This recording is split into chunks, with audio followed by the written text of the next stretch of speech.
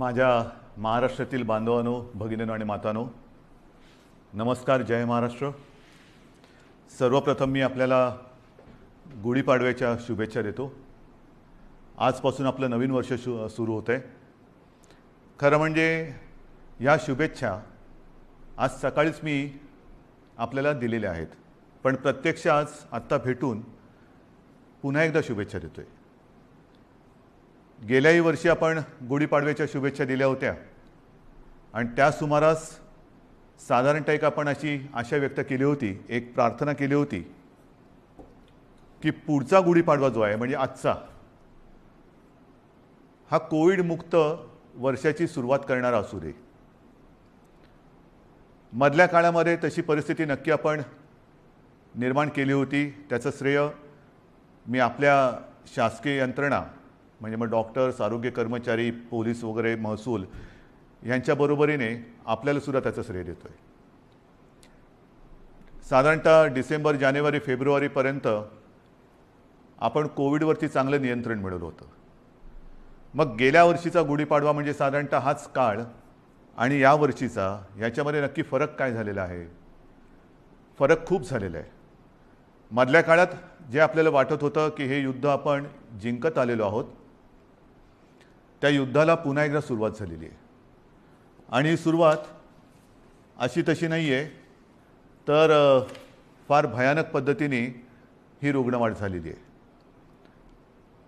भयानक पद्धतीने म्हणजे आजचा जो आकडा आहे रुग्णांचा, तो आजपर्यंतचा सगळ्यात उच्चांक गाठणारा हा आकडा आहे. जवळपास 60,212 एवढे कोविड पॉझिटिव्ह रुग्ण आज आपल्या राज्यामध्ये नोंदवले गेलेले आहेत. 60,212 म्हणजे फार भीतीदायक ही परिस्थिती आहे. त्याच वेळेला मी एक आणखीन गोष्ट आपल्याला सांगू इच्छितो की साधारणतः गेल्या वर्षी जेव्हा कोविडने आपल्या राज्यामध्ये किंबहुना आपल्या देशामध्ये पहिलं पाऊल टाकलं, तेव्हा आरोग्य सुविधा काय होत्या मी वेळोवेळी आपल्याला कल्पना दिलेली आहे. कोविडसाठी चाचणी करणारी जी लॅब आपण म्हणतो ती आपल्या राज्यात 1 किंवा 2च होत्या. आज सर्व मिळून जवळपास 523 चाचणी केंद्र आपल्या राज्यामध्ये आहेत. आता तुम्ही म्हणाल तुम्ही 523 सुरू केलेत, ती केलेलीच आहेत, पण तरी देखील चाचणीसाठी आणि चाचणीचे रिपोर्ट यायला उशीर लागतोय. कारण सरळ आहे की आता त्या वाढवलेल्या सुविधासुद्धा आपल्याला अपुऱ्या पडायला लागलेल्या आहेत. प्रत्येक गोष्टीची एक क्षमता असते, त्या क्षमतेपेक्षा अधिक भार जर कोणत्याही यंत्रणेवरती पडला किंवा टाकला तर साहजिकच आहे काही काळ हे असं चालत राहील आणि मग काही काळानंतर ती यंत्रणा कोलमडून पडेल. आज आपल्या चाचणी केंद्रांवरती प्रचंड ओझं आलेलं आहे. रोजच्या रोज आपण चाचण्यांची संख्या वाढवतो आहोत. साधारणतः 85,000 करत होतो, ते आता 2.25-2.5 लाखापर्यंत गेलेले आहे. अजूनही वाढवतो आहोत. मुंबईमध्ये सुद्धा आपण खूप वाढ केलेली आहे.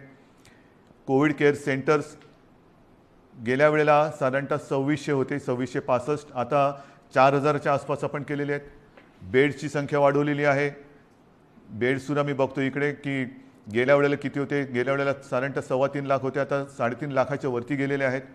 म्हणजे याच्यामध्ये सगळे आले, आयसोलेशन बेड्स आले, व्हेंटिलेटरचे आले, साधारणतः मध्यम लक्षणाचे आले, सगळेच. पण आता या सुविधांवरती भार यायला लागलेला आहे. मधल्या काळात आपल्याला कल्पना आहे की आपण MPSC 10वी आणि 12वी या विद्यार्थ्यांच्या आयुष्याची खेळ व्हायला नको म्हणून ह्या परीक्षा आपण पुढे ढकललेल्या आहेत. या परीक्षा आपण पुढे ढकलू शकलो. कोविडची लाट कमी झाल्यानंतर ते आपण घेऊ शकतो, पण आपली जी परीक्षा सुरू आहे ती परीक्षा मात्र आपण पुढे ढकलू शकत नाही. माझे तर म्हणणे लवकरात लवकर त्याच्यामध्ये आपल्याला उत्तीर्णच व्हावंच लागेल. आज चहूबाजूने आपल्यावरती दडपण येते, ऑक्सिजनची कमतरता जाणवते. मी मुद्दामून आपल्याला हे सांगतोय याचं कारण की मी गेले काही दिवस समाजातील प्रत्येक घटकाला सोबत घेण्याचा प्रयत्न करतो आहे, त्यांच्याशी चर्चा संवाद करण्याचा प्रयत्न करतो आहे, सगळ्यांचं एकमत करण्याचा प्रयत्न करतो आहे. साहजिकच आहे मतमतांतरही असणारच, पण ही मतमतांतरं किती काळ आपण चर्चा करत बसायची, चर्चा चर्चा चर्चा, निष्पन्न काहीच नाही. हे आता परवडणारं नाही आहे. कारण हा जो कालावधी आहे, हा जो वेळ आहे, हा एकदा जर का आपल्या हातातून निघून गेला तर मग आपल्या मदतीला कोणी येऊ शकणार नाही. आणि ही सगळी परिस्थिती आता मी जी तुम्हाला सांगतो आहे, साधारणतः आज आपल्या राज्यामध्ये 1200 मेट्रिक टन ऑक्सिजनचं उत्पादन दर दिवशी होतं. 1200 मेट्रिक टन. आजच्या घडीला आपण 100% ऑक्सिजनचा वापर हा पूर्णपणे आरोग्य सुविधांसाठी, म्हणजे ज्यांना कोविडमध्ये ऑक्सिजनची आवश्यकता आहे, प्राणवायू, त्यांच्यासाठी वापरतो 100%. आणि हा वापर जर 1200 मेट्रिक टन आपला रोजचा उत्पादनाचा आकडा मी आपल्याला सांगितला, तर साधारणतः आजच आपण 950 ते 1000 टन प्रतिदिन एवढा ऑक्सिजन कोविड रुग्णांसाठी वापरतो आहोत. म्हणजे किती आपण काठोकाठ आलो ते बघा. बेड्स मिळत नाही आहेत, ऑक्सिजन आत्ता अपुरा पडायला लागलेला आहे. रेमडेसिवीर औषधांची प्रचंड मागणी वाढलेली आहे. रेमडेसिवीरचं सुद्धा मधल्या काळामध्ये मागणी एकदम खाली गेली आणि ती खाली गेल्यानंतर कंपन्यांनी उत्पादन जवळपास कमी केलं किंवा ना थांबवलं. अचानक मागणी वाढली आणि मागणी वाढल्यानंतर हे औषध पुन्हा तयार करायला साधारणतः त्याला, हे त्यांच्या शब्दात जे मला थोडंफार कळतं आहे, समजतं ते मी तुम्हाला सांगतो आहे, की ते औषध मॅच्युअर व्हायला 2 ते 3 आठवडे लागतात. आता तेवढा कालावधी त्याला द्यावा लागतो. आता हळूहळू हा पुरवठा आपल्याकडे सुरू झालेला आहे. आपण ही औषधं कुठेही कमी पडू देणार नाही. जिथून मिळतील तिथून आपण घेतो आहोत. ऑक्सिजनसुद्धा मी मुद्दामून आपल्याला हा नकाशा आपल्यासमोर दाखवतो आहे. केंद्राकडे आपण विनंती केलेली आहे. एक 4-5 दिवसापूर्वी माननीय पंतप्रधानांसमवेत जी व्हिडिओ कॉन्फरन्स झाली, त्या व्हिडिओ कॉन्फरन्समध्ये सुद्धा ही परिस्थिती मी त्यांना सांगितली. साहजिकच आहे, पंतप्रधान आहेत, त्याच्यामुळे मी काही वेगळं सांगण्याची आवश्यकता नाही. रोजच्या रोज त्यांच्याकडे हा अहवाल जातो आहे. रुग्णसंख्या किती आहे, एकही रुग्णसंख्या किंवा मृत्यू आपण लपवत नाही आहोत, हे तर तुम्हाला पहिल्यापासून माहिती आहे. पारदर्शकपणाने सगळ्या गोष्टीला तोंड देतो आहोत, धाडसाने तोंड देतो आहोत, हे महत्त्वाचं आहे. काही लपवत नाही आहे. आणि म्हणून मी त्यांना विनंती केली की पंतप्रधान महोदय, की आम्हाला आत्ताची जी काय परिस्थिती आहे ती पाहिल्यानंतर येत्या काही काळामध्ये ऑक्सिजनची आवश्यकता लागणार आहे.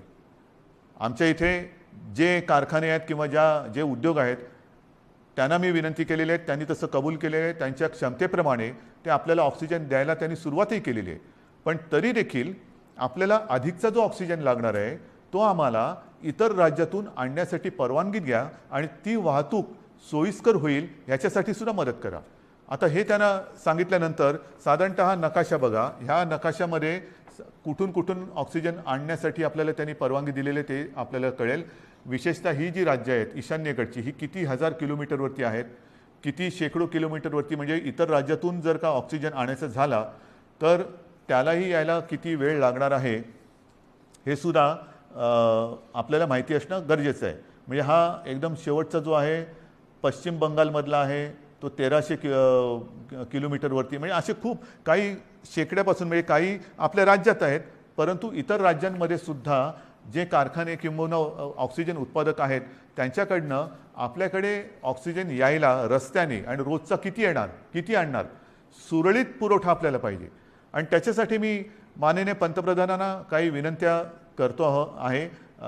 त्या बाकीच्या तर मी आपल्याकडे सांगतोच, पण एक विनंती मी त्यांना करतो आहे, ज्याच्याबद्दल मी अधिकृत पत्र पण लिहितो आहे, की ही रस्त्याने आता ऑक्सिजन आणेपर्यंत आमच्याकडे फार विचित्र परिस्थिती निर्माण झालेली आहे.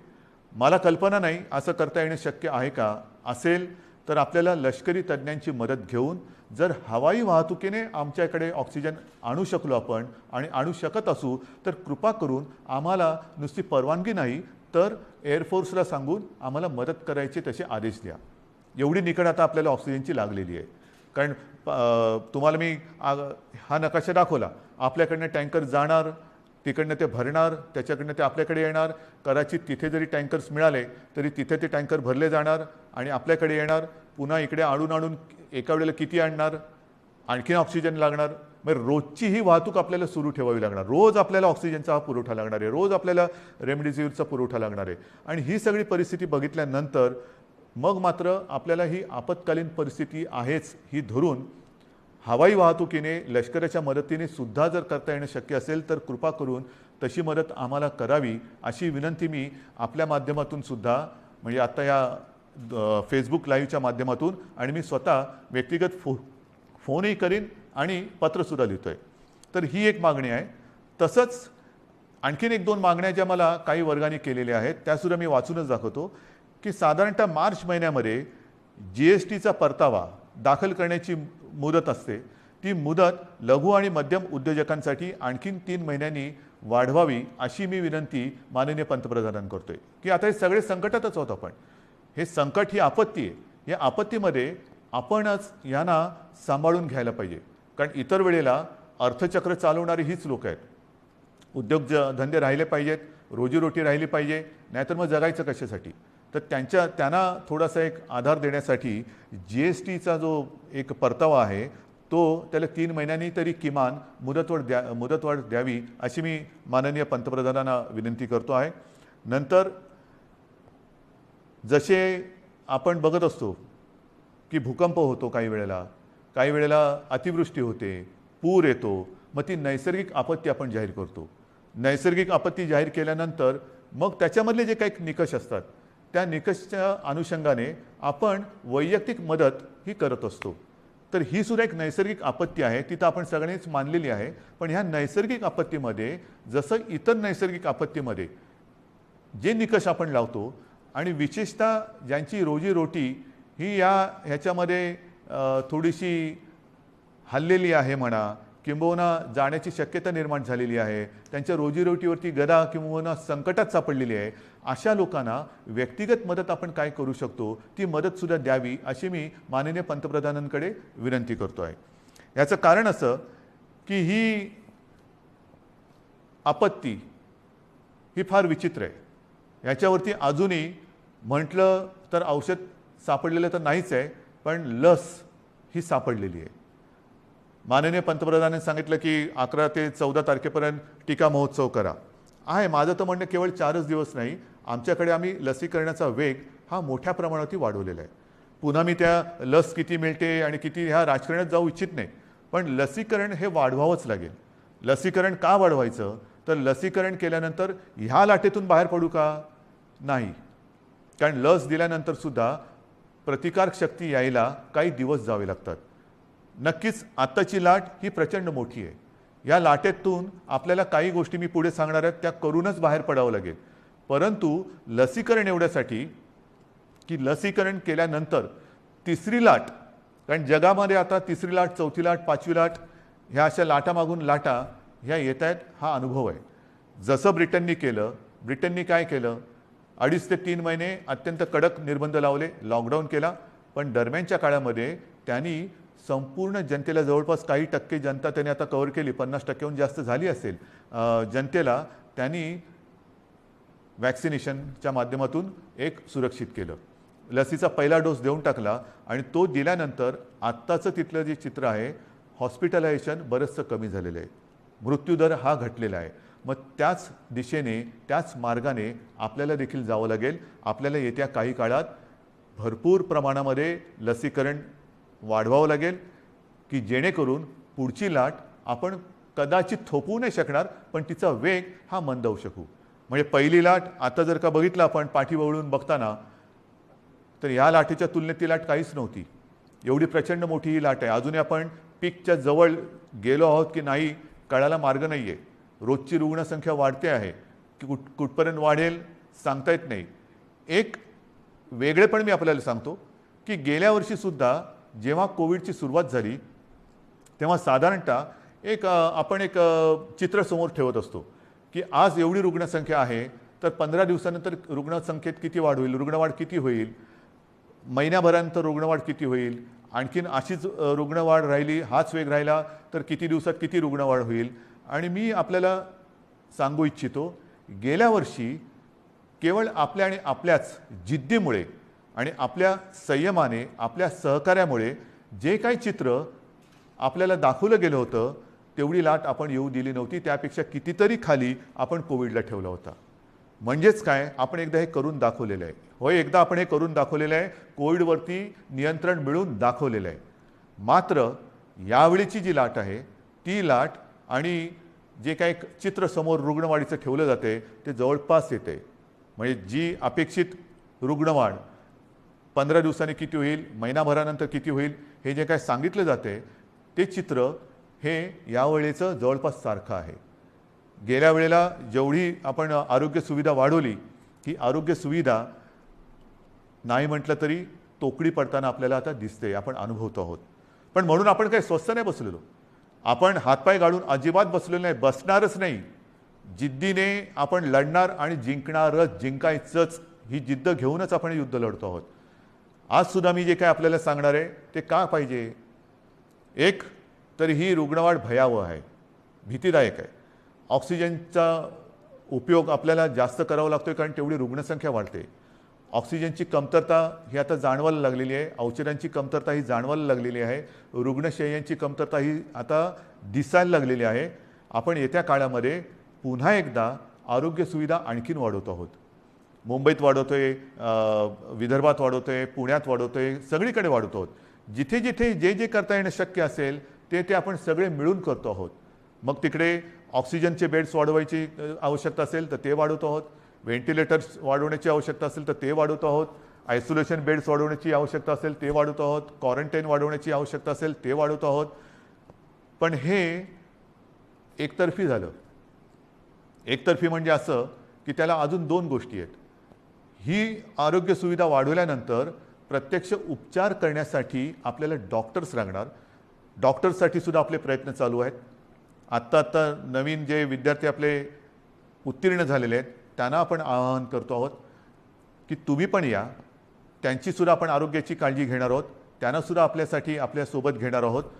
त्याचबरोबरीने मी जसं गेल्या वर्षी एक आवाहन केलं होतं की निवृत्त झालेले काही डॉक्टर्स किंवा डॉक्टर कधी तसे निवृत्त होतच नाहीत, पण परिचारिका असतील, आरोग्य कर्मचारी असतील, त्यांनासुद्धा मी आवाहन करतो आहे की तुम्हीसुद्धा पुन्हा एकदा ह्या महाराष्ट्रावरती कोसळलेल्या नैसर्गिक संकटात मदतीला, नुसतं मदतीला नाही मी म्हणत, लढायला पुढे या, लढण्यासाठी पुढे या.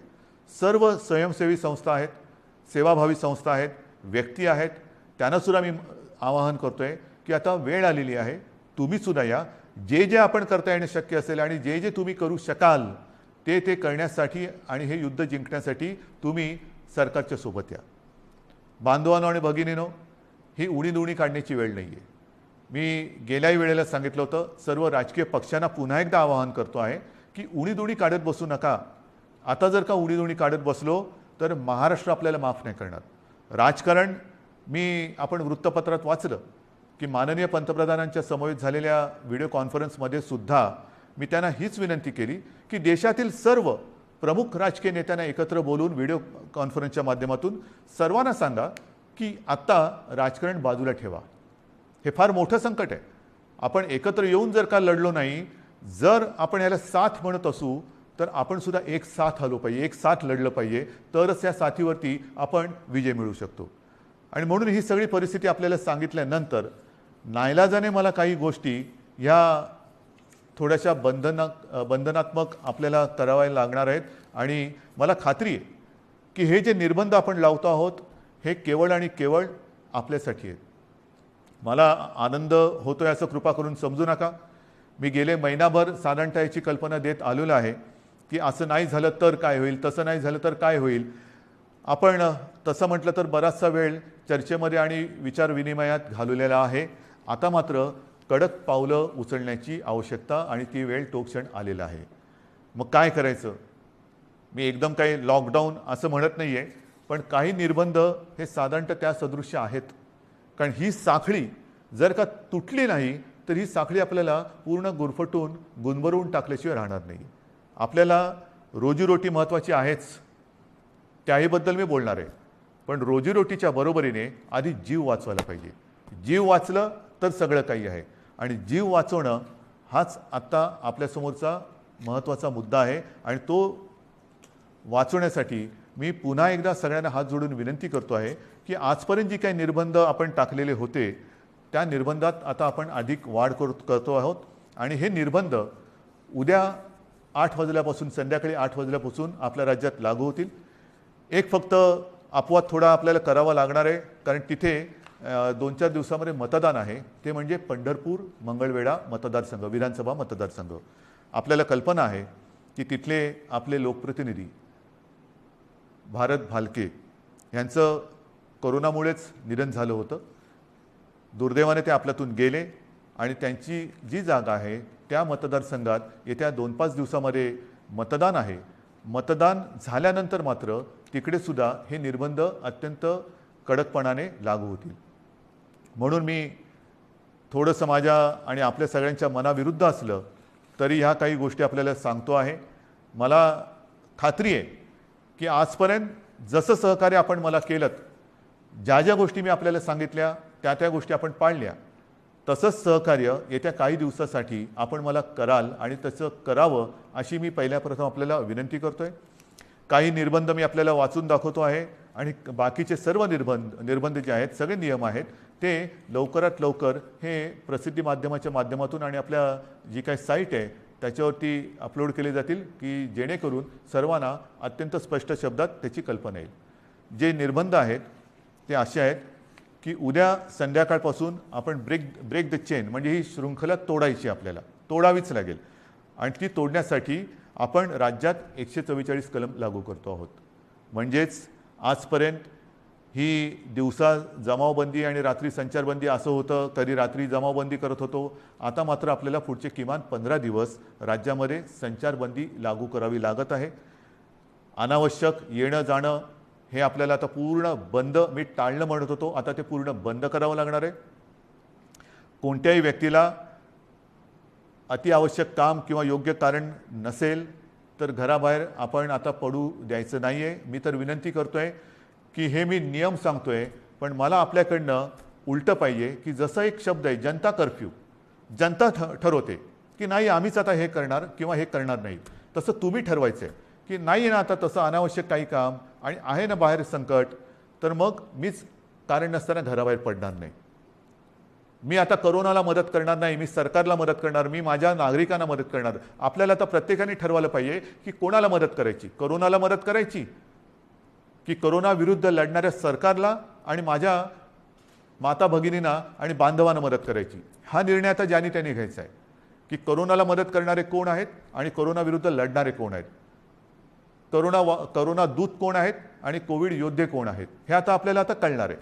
आणि म्हणून मला असं वाटतं की काही गोष्टी ज्या आहेत त्याच्यात आवश्यक कॅटेगरी सेवा व उपक्रम वगळून सर्व आस्थापना, सार्वजनिक ठिकाणे, इतर सेवा बंद राहतील. सकाळी 7 ते रात्री 8 ह्या काळामध्ये आपण अत्यावश्यक सेवा ज्या आहेत त्या चालू ठेवणार आहोत. एक गोष्ट मी मुद्दामून सांगतोय की आपण सार्वजनिक वाहतूक व्यवस्था बंद करत नाही आहोत, म्हणजे लोकल्स बंद करत नाही आहोत, बस सेवा बंद करत नाही आहोत.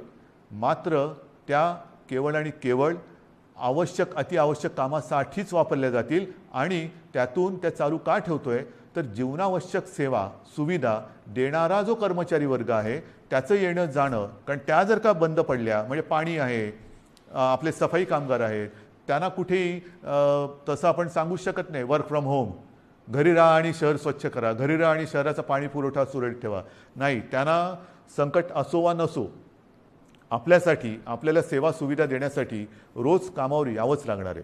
आणि म्हणून त्यांची ये जा ही सुलभतेने व्हावी म्हणून आपण पब्लिक ट्रान्सपोर्ट हे चालू ठेवतो आहोत. आणि त्याच्यामध्ये सुद्धा आवश्यक कॅटेगरी कोणती धरलेली आपण साहजिकच आहे, रुग्णालय आहेत, दवाखाने आहेत, वैद्यकीय विमा, औषधी कंपन्या, औषधी दुकाने, वैद्यकीय सेवा देणारे काही डीलर्स आहेत, वाहतूक सप्लाय चेन आहे, लस उत्पादक व वाहतूक करणारे, कारण लस उत्पादक त्यांच्यासाठी वायल्स लागतात, त्यांचे कारखाने उघडे राहतील, त्यांची वाहतूक ये जा करणारे वाहनं आहेत ती चालू राहणार आहेत, मास्क, जंतुनाशक उत्पादक, वितरक, वैद्यकीय कच्चा माल सगळे. त्याचप्रमाणे जनावरांशी जे संबंधित आहेत म्हणजे आपले कृषीची जनावरं आली, शहरामध्ये आपले ज्याला आपण पाळीव प्राणी म्हणतो त्यांच्या संबंधितली दुकानं, त्यांची दवाखाने हे उघडे राहतील, शीतगृहे, वेअरहाऊसिंग, हवाई वाहतूक, रेल्वे, बस, ऑटो, विविध देशांची राजनैतिक कार्यालय. नंतर तोंडावरती पुन्हा पावसाळा आलेला आहे, एप्रिल तर अर्धा गेला, येत्या 1.5 महिन्यामध्ये पाऊस येणार. पावसाळ्याची जी काही कामं आहेत ती पावसाळी पूर्वच करावी लागतात. तर ती पावसाळ्यासाठीची पावसाळीपूर्वीची जी कामं आहेत ती सगळी चालू राहतील. त्याच्यानंतर बँक्स, रिझर्व्ह बँक इंडिया आणि त्यांच्याशी संबंधित सगळे सेबीने मान्यता दिलेली कार्यालय आहे, दूरसंचार सेवा व त्यांच्याशी संबंधित देखभाल व दुरुस्ती करणारे ह्या सगळ्या गोष्टी, ई कॉमर्स असेल, ह्या सगळ्या आहेत. त्याच्यानंतर अधिस्वीकृतीधारक पत्रकार, त्यांनासुद्धा आपण यातनं त्यांना मुभा दिलेली आहे जाण्या येण्याची. पेट्रोल पंप चालू राहतील, पेट्रोलियम उत्पादन आहेत, कार्गो सेवा, डेटा सेंटर्स, IT सेवा, शासकीय व खाजगी सुरक्षा मंडळं, ह्या सगळ्या गोष्टी ह्या आपण चालू ठेवतो. हे आहेत, बऱ्याच गोष्टी आहेत. त्याची संपूर्ण मी आता वाचत नाही आहे, पण ह्या गोष्टी ह्या प्रसिद्धी माध्यमाच्या माध्यमातून आपल्याकडे येतील, त्याबरोबर आता अपलोड पण केल्या जातील. तेवढ्या आणि तेवढ्याच चालू राहतील. बाकीची कृपा करून मी आपल्याला विनंती करतो आहे की ह्या सेवा किंवा इतर काही आपली वाहतूक आहे ती बंद राहणार आहे. बांधकामामध्ये सुद्धा आणि इतर जे काही उद्योग आहेत त्यांनासुद्धा मी सांगतोय की तुम्हीसुद्धा जिथे जिथे तुमच्या साईट्स आहेत, एक तर त्या साईटवरती तुमच्याकडे सुविधा असेल तर तुमच्या कर्मचाऱ्यांची सोय तिथल्या तिथे करा. त्यांना उगाचच तिथून त्यांच्या घरी, त्यांच्या घरातून तिथे, म्हणजे कोविडची ये जा जशी व्हावी तशी त्यांची ये जा होऊ देऊ नका. त्यांच्या माध्यमातून कुठे कोविड पसरू देऊ नका. त्यांच्या आरोग्याची खबरदारी घ्या. जर का करायची तुमच्या कॅम्पसमध्ये सुविधा नसेल, पण काही उद्योग असे आहेत की त्यांनी त्यांच्या कर्मचाऱ्यांची एक वसाहतच वसवलेली आहे, ठीक आहे, तो कारखान्यात येईल, तिथून त्याच्या वसाहतीत जाईल, तिथून पुन्हा इकडे. एवढ्यापुरतं वाहतुकीची व्यवस्था तुम्ही करू शकत असाल तर तुमचा उद्योग चालू ठेवायला काही हरकत नाही आहे. आपल्याला अनावश्यक सगळ्या गोष्टी, सगळी ये जा ही थांबवायची आहे. म्हणून कृपा करून अनावश्यक गोष्टी ज्या आहेत त्या टाळायला पाहिजे. आता हॉटेल्स, रेस्टॉरंट यांनासुद्धा आपण त्यांच्यावरती पूर्वीप्रमाणेच निर्बंध असतील आणि टेक अवे व होम डिलिव्हरी एवढंच करता येईल. कर्मचाऱ्यांना लसीकरण आता हे बंधनकारक आहे. रस्त्यावरच्या खाद्य विक्रेत्यांना सुद्धा त्यांना आपण का परवानगी देतोय की अनेक गोरगरीब असे आहेत की ज्यांच्याकडे एकेका खोलीत ते 5-5, 7-7, 8-8 लोक राहतात. एका खोलीत एवढे लोक राहतात, त्यांच्याकडे स्वयंपाकघराची सोय नाही, मग बाहेर त्यांना खावं लागतं. आणि मग ते खाणार कुठे? जर रेस्टॉरंट्स आणि इतर ज्या काही गोष्टी आहेत त्यांना आपण टेकअवे घरी पार्सल नेण्यासाठी परवानगी देत असू, तर रस्त्यावरच्या खाद्य विक्रेत्यांना सुद्धा सकाळी 7 ते रात्री 8 ह्या वेळेमध्ये तिथल्या तिथे नाही, त्यांनी सुद्धा ते पॅक करून जो कोणी गोरगरीब येईल त्याला ते देण्याची व्यवस्था करावी. आपल्याला गर्दी टाळायची आणि अनावश्यक वाहतूक तर नाहीच पाहिजे. ह्याच्यामध्ये आवश्यक सेवेसाठी लागणारे उत्पादन करणारे उद्योग हे पूर्ण क्षमतेने चालू ठेवण्यात येतील आणि या उत्पादनांची निर्यात करणारे उद्योगसुद्धा चालू ठेवण्यात येतील. आपल्याला ह्या सगळ्या गोष्टींची मी कल्पना देतो आहे. आता हे झाल्यानंतर काही गोष्टी अशा आहेत की बाबा हे सगळं तुम्ही निर्बंध सांगितले, मग आमच्यासाठी तुम्ही काय करणार? रोजीरोटीचं काय? मी मगाशी आपल्याशी बोलताना बोललो की माननीय पंतप्रधानांना आपण सांगतो की नैसर्गिक आपत्तीत व्यक्तिगत लाभ जसे आपण देऊ शकतो त्या अनुषंगाने काही लाभ ह्या नैसर्गिक आपत्तीत द्यावे अशी माझी विनंती आहे. मात्र राज्य सरकार म्हणून अन्न सुरक्षा जी आपली योजना आहे त्या योजनेअंतर्गत जे सगळे लाभार्थी आहेत, ह्या लाभार्थ्यांना प्रति व्यक्ती 3 किलो गहू आणि 2 किलो तांदूळ याप्रमाणे 1 महिना आपण आता मोफत धान्य देणार आहोत पुढच्या 1 महिन्यासाठी. म्हणजे कुठेही आपण त्यांची कदाचित रोजी ही मंदावली असेल पण रोटी थांबू देत नाही आहोत. त्यांच्यासाठी अन्नधान्याची व्यवस्था आपण करतो आहोत आणि याच्यामध्ये नोंद केलेले जे आपल्याकडे लाभार्थी आहेत त्यांची संख्या साधारणतः 7 कोटी आहेत. म्हणजे 7 कोटी जे आपले नागरिक आहेत ह्या वर्गात मोडणारे, त्यांना आपण पुढच्या महिन्यामध्ये म्हणजे आजपासून जेव्हापासून ही बंधन उद्यापासून सुरू होतील 1 महिना प्रत्येकी 3 किलो गहू आणि 2 किलो तांदूळ याप्रमाणे 1 महिना मोफत आपण धान्य देणार आहोत. तसंच आपल्याला सर्वांना कल्पना आहे, सरकार आल्यानंतर आपण 10 रुपयात शिवभोजन थाळी ही गोरगरिबांसाठी सुरू करण्याची योजना जाहीर केली. ती जाहीर केली, योजना सुरू झाली आणि कोविड आला. मग काय करायचं? तर ही योजना कोविड आल्यानंतर आपण 10 रुपयाची जी एक शिवभोजन थाळी होती ती 5 रुपयावरती आणली आणि साधारणतः मी तोही आकडा सांगितलेला आहे. आतापर्यंत काही कोटी लोकांनी ह्या थाळीचा लाभ घेतलेला आहे. आता आपण ही शिवभोजन योजना जी आहे, ही जी थाळी आहे ती 10 रुपयाची थाळी आपण 5 रुपयात केली होती. आता पुढचा 1 महिना शिवभोजन आपण मोफत देणार आहोत. 2 लाख थाळ्या जवळपास आपण रोज देतो. ह्या 2 लाख थाळ्या म्हणजे हे शिवभोजन आपण हे मोफत देणार आहोत गोरगरिबांसाठी. म्हणजे सांगतात ना की तुम्ही लॉकडाऊन करताय पण रोजीरोटीचं काय, तर रोजी थोडीशी मंदावणार आहे. मी पुन्हा एकदा सांगतो, मला कल्पना आहे, पण रोटी कुठे आपण थांबू देत नाही. ही संपूर्ण व्यवस्था, हा सगळा जो काय मी भार नाही म्हणत, हे कर्तव्य जे आहे ते कर्तव्य आपलं सरकार हे समर्थपणाने सांभाळणारच. भार हा पडणार सरकारवरती, जसा तुमच्यावरती पडतोय तसा सरकारवरती पडतोय, पण सरकार हा आपल्या सगळ्यांच्या आशीर्वादाने भार सोसणार आणि सोसायला ते समर्थ आहे. त्याचप्रमाणे आणखीन काही योजना आहेत. मी आता हे वाचतो. संजय गांधी निराधार योजना, श्रावणबाळ आणि केंद्र पुरस्कृत इंदिरा गांधी राष्ट्रीय वृद्धापकाळ निवृत्ती वेतन योजना, इंदिरा गांधी राष्ट्रीय विधवा निवृत्ती वेतन, इंदिरा गांधी राष्ट्रीय दिव्यांग निवृत्ती वेतन योजना, या 5 योजनेतील लाभार्थ्यांना 2 महिन्यांकरता प्रत्येकी 1000 रुपये आर्थिक सहाय्य आपण आगाऊ देतो आहोत. म्हणजे आधी देतो आहोत, नंतर नाही, आत्ता आधी देतो आहोत. आणि ह्याचे साधारणतः लाभार्थी हे किमान 35 लाख आहेत. म्हणजे वरती मी जसं सांगितलं तुम्हाला की दारिद्र्य रेषेखालील कुटुंब आहेत, काही निराधार महिला आहेत, वयोवृद्ध आहेत, दिव्यांग आहेत, असंघटित क्षेत्रातील नागरिक आहेत, कामगार आहेत, रिक्षाचालक आहेत, आदिवासी समाज, यांच्यासाठी आपण 3 किलो गहू आणि 2 किलो तांदूळ ही योजना जाहीर केली. शिवभोजन आपण पुढचा महिनाभर मोफत देतो आहे. त्याच्यानंतर आता ह्या योजना त्याच्यात जो 1000 रुपयांचा जो देणं असतं आपण ते आगाऊ देतो आहोत आणि त्याच्यात 35 लाख लोक आपण त्यांना एक नाही म्हटलं तरी आधार देतो आहोत. नंतर महाराष्ट्र इमारत व इमारत कामगार कल्याणकारी जे मंडळ आहे त्या मंडळामध्ये राज्यातील नोंदणीकृत बांधकाम कामगार जे आहेत त्यांना 1500 रुपये, हे 1500 रुपये आपण अर्थसहाय्य देतोय प्रत्येकी. म्हणजे त्याच्यामध्ये साधारणतः 12 लाख पुन्हा लाभार्थी आहेत जे आपल्याकडे नोंदणीकृत आहेत. हे 1500 रुपये आपण त्या बांधकाम वर्गातील कामगारांना देतो आहे. घरेलू कामगार, आता हा एक वेगळा आपण हे करतोय. घरेलू कामगार जे नोंदणीकृत घरेलू कामगार आहेत त्यांच्यासाठी सुद्धा आपण एक निधी देतो आहोत. म्हणजे हा सुद्धा एक मोठा वर्ग आहे तसा, जो नोंदणीकृत आहे त्यांना आपण हा निधी देतो आहोत. त्याच्यानंतर आता पुन्हा तळहातावरती पोट हे ज्यांचं आहे तोच हा वर्ग आहे. त्याच्यामध्ये आणखीन थोडा वर्ग बाकी आहे, तो म्हणजे अधिकृत फेरीवाले. अधिकृत फेरीवाले आहेत. या फेरीवाल्यांसुद्धा आपण एका वेळचे 1500 रुपये प्रत्येकी देतो आहोत. फेरीवाल्यांसाठी जे अधिकृत नोंदणीकृत आहेत फेरीवाले त्यांना देतो आहोत. आणि हे जे देणं आहे हे या फेरीवाल्यांची स्वनिधी योजनेत बँकांकडे नोंदणी असल्यामुळे बँकांमार्फत हे त्यांच्या बँकेत हा जो काही निधी आहे तो त्यांना हस्तांतरण दिलं. ह्याच्यामध्ये जवळपास 5 लाख लाभार्थी आहेत. तसंच आपले रिक्षाचालक आहेत, कारण सगळंच बंद केल्यानंतर रिक्षाचालकांनी काय करायचं, तर ह्याच्यामध्ये सुद्धा जे परवानाधारक रिक्षाचालक आहेत त्या रिक्षाचालकांना सुद्धा एका वेळेचं आपण 1500 रुपये हे देतो आहोत. आता याच्यामध्ये सुद्धा साधारणतः 12 लाख लाभार्थी आहेत.